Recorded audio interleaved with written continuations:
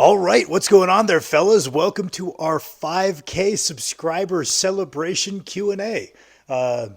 Didn't think I would get to 5,000 subscribers considering I think I've got 500 videos on the channel.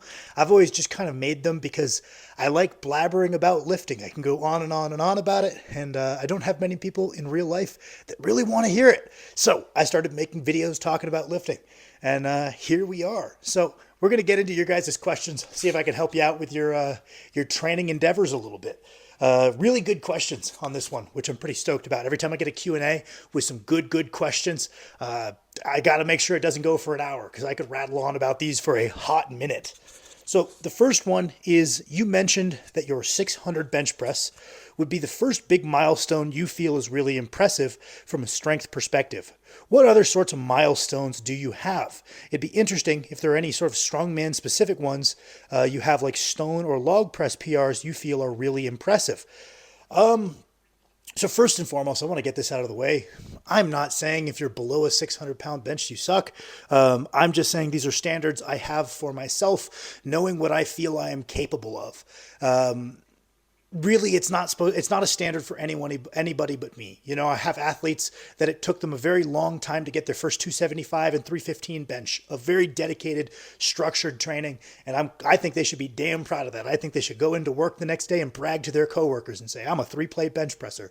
In the grand scheme of things, that's not that common, despite what the internet might make it feel like. So these are just standards for myself to feel like I'm truly kind of entering the world stage of strength, which is something I've always wanted to do, and I've kind of dedicated my life to revolving around.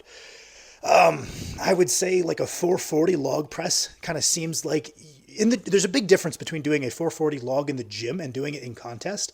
The list of guys that have done a 440 log in training with the log that they're most accustomed to under their circumstances, not in a full show, is really extensive. Even guys who aren't known as great log lifters have done it, versus look at how few guys were able to get the 200 kilogram log at the Shaw Classic. There was a huge number of guys in that lineup that had done it in training though.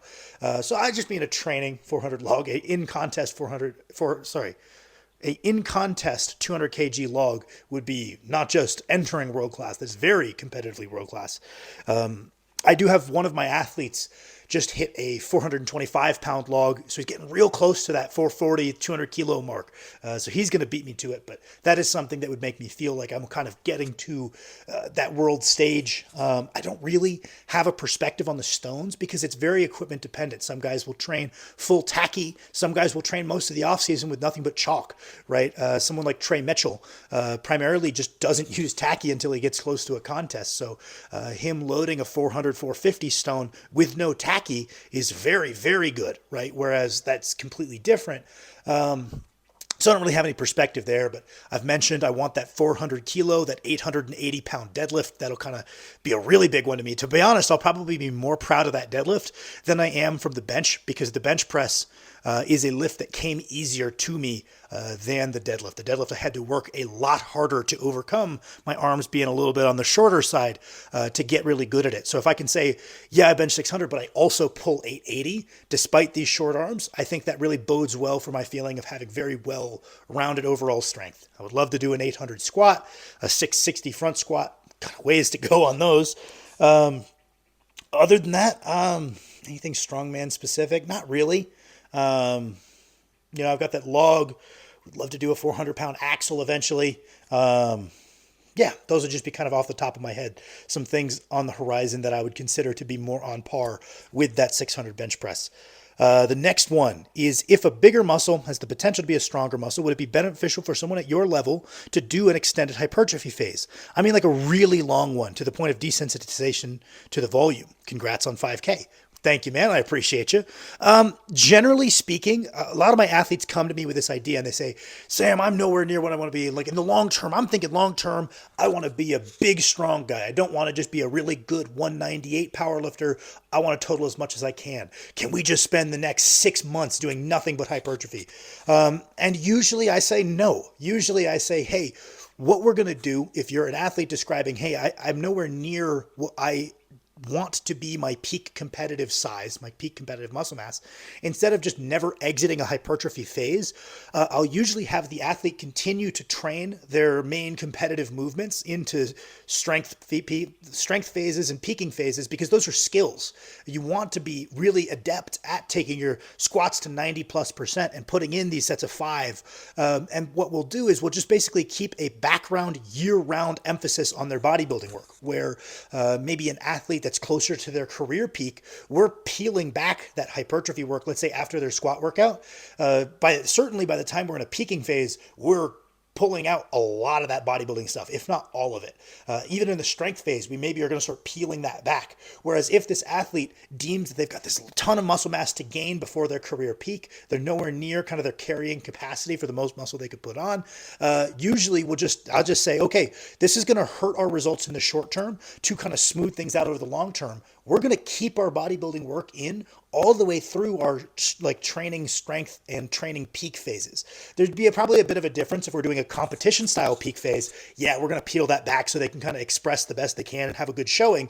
But for most of the year, the way I address that is having them work really, really hard at their kind of background bodybuilding split and never really kind of backing off on that. The next one is from the legend, Freaky D himself, the man I owe a thank you to for recommending that I just eat a bunch of Frosted Flakes, because they digest pretty well with my IBS, and they've allowed me to get my body weight to be the heaviest it has ever been. So this bench success I owe to you, Dennis. Who can force feed more in one sitting? You, Max, or Kirsten? And someone said, what about Ode? The answer is certainly Ode, if he's included. I believe if you left that dog to his own devices with a bunch of food, he would probably eat himself to death. I actually think he might die.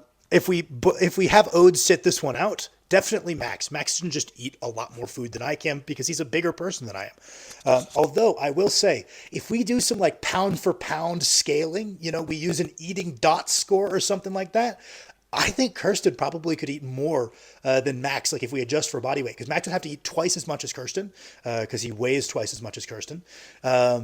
I don't know if he could. Kirsten could put away some fucking food. I think I'm losing that one.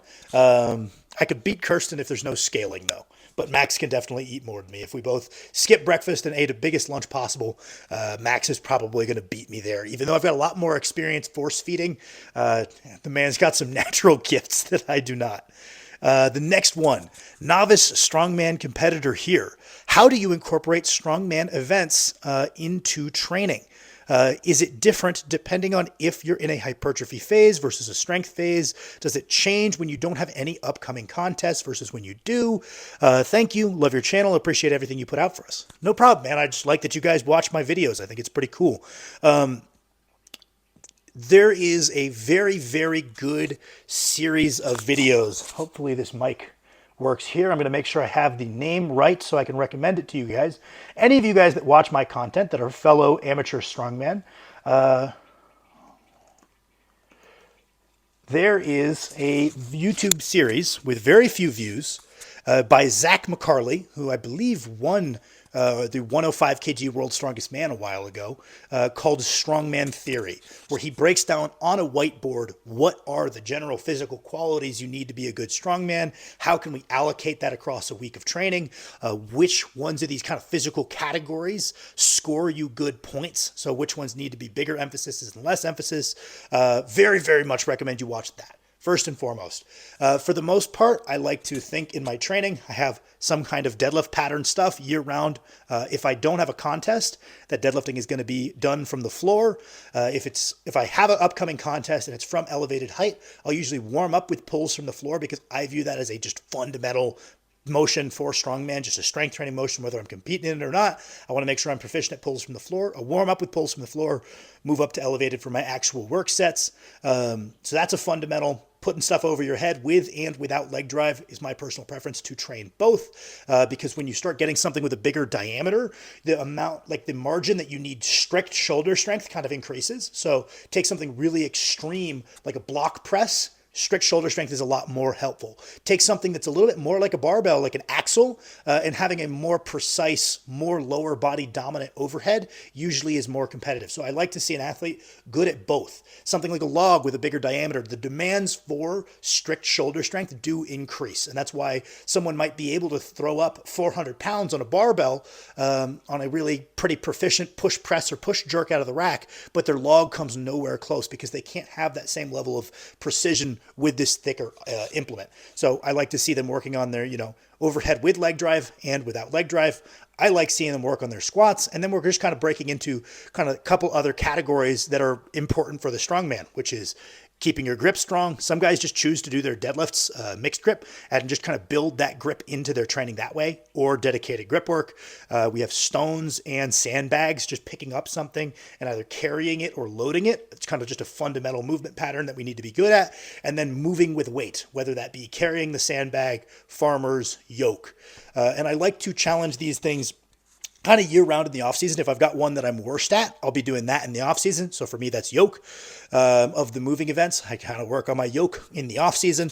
And then when we get into a contest, obviously we're not just working weak events and we're not just working fundamental movement patterns. We're working specifically what's in that show. So as soon as we have a contest, specificity now exists. We want to be good at those 5-6 events. When we're in the off season, we're trying to check boxes for these general movement patterns. And then also we're trying to work on events that we've observed in past shows we are not up to snuff on. So if you notice, man, I'm pretty strong, but I'm losing habitually on these moving events, that needs to stay an emphasis in the off season. Man, my deadlift is strong, but my grip kind of lacks. That needs to stay a big emphasis in the off season. That's why competing somewhat regularly is really helpful to kind of check in where each of those major strength components is at relative to your peers. And then endurance can also be kind of thrown in there as a general physical characteristic that is important. Next one. What do you believe is the top 3 or overall biggest mistakes you've made in your training over the years, whether it's programming, how you've approached your sessions, or even technique? I can give you 3. 1, definitely just changing things too often. I'm a tinkerer by nature. I watch a lot of YouTube videos. I listen to a lot of podcasts. I get a lot of good ideas. And I've talked many times about how you can have 2 good training programs, but if you switch halfway through, you're not actually going to derive the positive benefits of either of them. Even though each program individually is good, switching things too often is the bane of the average YouTube lifter. And I guess I am a YouTube lifter because that's where I've learned a lot of what I know. So that'd probably be 1. Underemphasizing technical development. I just kind of over obsessed with getting stronger in terms of like contractile muscle properties, bringing the hype, going hard, structuring my training to get stronger in that way, but not structuring my training to get more skillful, and also mentally not approaching the sessions both with the intention of getting contractilely stronger, but also more skillful, and using every single thing as an opportunity to refine my technique. That was a big L, probably number 2. And number 3 would probably just be not doing enough pure hip hinging work. Probably should have been spamming a lot more RDLs a lot earlier in my training career. The next one.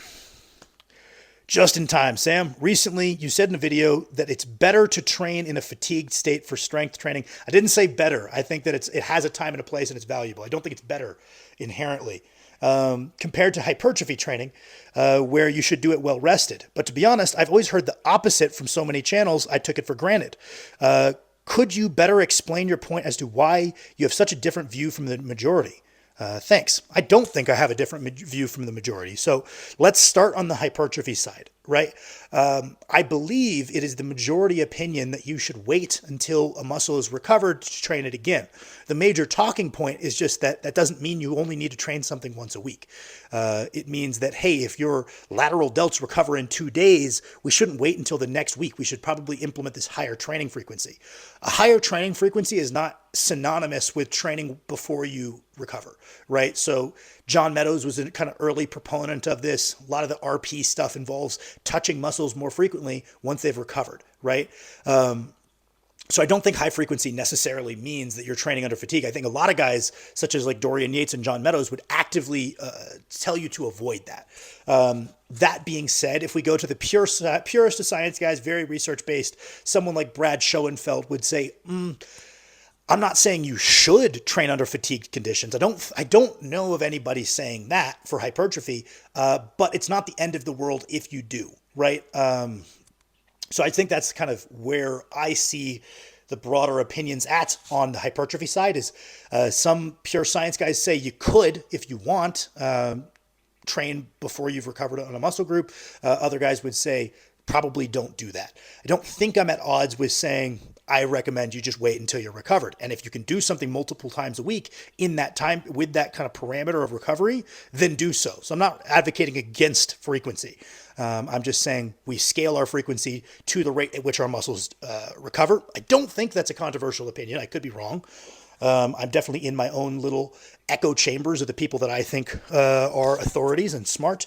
And then for strength training, I'm not saying it's better. I'm saying that from a technique development perspective, it's better, which is just kind of a sports principle, which is we're going to be doing something at a high frequency and we're going to be doing it under fatigue conditions to get as skillful as we can. And sometimes I think that doing it under those fatigued conditions actually makes you have to get more skillful, right? If we only, let's say, deadlift every other week, because then we're recovered, we're going to be really strong and we're going to be able to get away with technical errors because we are fully recovered every time. We can just kind of yank and horse the weight up. It's when we come into a session with a little bit of specific fatigue still that we have to be more precise to complete what we want to do. So I'm not saying it's better from a ability to develop like contractile property of the muscles, so strength in that regard.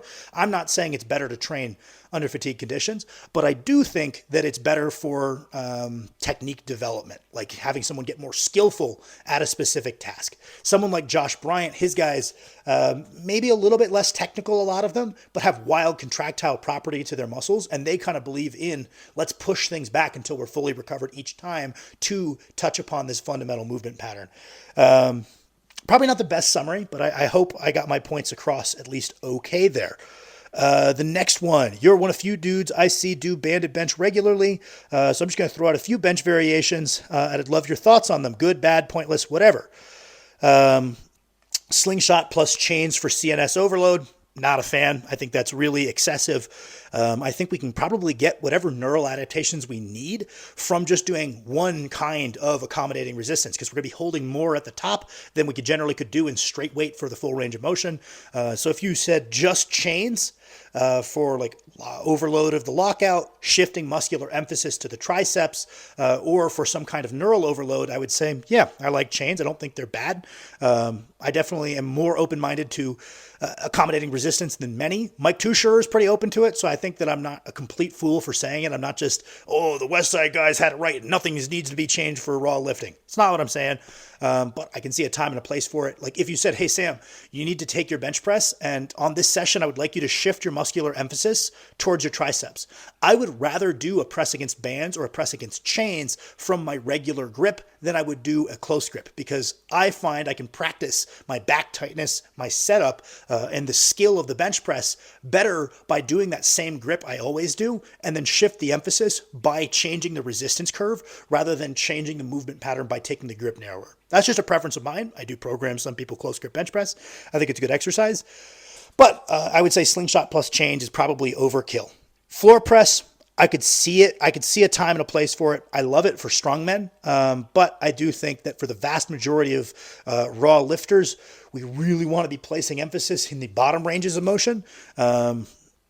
And I think that bench work where we are neglecting to train that at all is usually a missed opportunity, but not always. I think the stronger the athlete, they've kind of got more developed pecs and they put in all this submaximal volume with a pause on the chest, and their power off the chest is phenomenal. Then we can start kind of taking that away and doing some floor presses. But for the vast majority of people that watch my videos, I would recommend against. Supinated bench press. I'm kind of here nor there on it. I think a lot of the time it's a good way to work around some aches and pains in the pec. I have one guy I coach who's kind of had some frequent pec strains, and we have been doing some of that reverse grip bench press as a means of working around it and getting in some relatively productive work. So in that regard, very, very productive. Past that, I'm not the biggest fan, but I don't hate it. And he says, or any other non-specific bench variation. I imagine most of the dudes who watch here watch because you bench more than them, myself included, so picking your brain is a fun opportunity. Well, hopefully you guys keep watching, because I also deadlift more and do other things too. I don't want to be a bench specialist. Let's see, next one. What body weight did you start your fitness journey at, and what rate did you put weight onto your frame and the bar for SBD? I probably weighed about 150 when I started lifting weights at my current height of 5'10". I think the first year in training, I put on about 20 to 25 pounds. A lot of that, I think, that initial spike in weight was largely because I was under eating to suppress my weight for boxing, and I stopped doing that. So I kind of shot up to a weight that I probably would have been holding had I been eating more normally. Kind of year after that, I put on another 10 pounds. I don't know the exact timeline, to be honest. I think first year lifting, I went from 150 to 175. The next year, I think I went up to like 190, 195. Year after that, I definitely pushed up to 205 to 210. I got kind of stuck at 215 for a very, very long time. Then I made a push up to 230. I stayed at 230 for a very long time. Then I finally kind of broke through that 230 plateau, pushed up to 240, kind of held that for a while. Lost some weight because of finals at that point, if my memory serves, pushed up to 255. That 255 gradually dwindled because my training was going well. I wasn't really pushing the calories. It dwindled back down to like 248. And then I made a big push into the mid 250s to 260 point, which I have held for a good while now. Over that time, my body composition has definitely gradually improved as my training metrics have continued to improve. So as I'm logging productive training cycle after productive training cycle, my body composition has followed suit. Now, if I was a bodybuilder, would that be the most efficient way to do it? No, we would probably want to make use of kind of always being in a either surplus for gaining muscle or a deficit for kind of dropping excess fat, maybe with brief periods holding the top and bottom weights, especially the top weight. A lot of guys will advocate for that. But I think for strength athletes, that kind of emphasis on constantly always either being bulking or cutting is less important. If you have a weight that you train well at, I think if I can just have an athlete hang out there and just put in productive training cycle after productive training cycle and they get stronger and stronger and stronger, I don't mind them eating at caloric maintenance as long as their training is following suit. Because sometimes some guys are so insistent on bulking or cutting all the time that they have to cut really, really frequently. And it just throws a wrench in our training being predictable and replicatable. So